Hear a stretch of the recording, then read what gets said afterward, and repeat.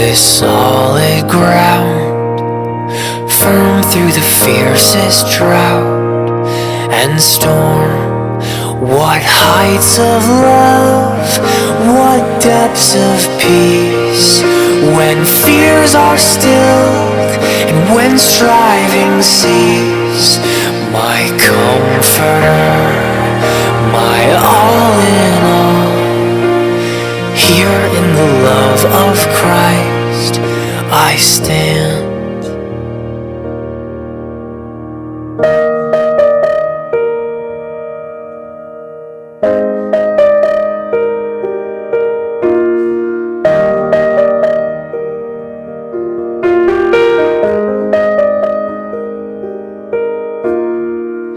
There in the ground his body lay, light of the world by darkness slain.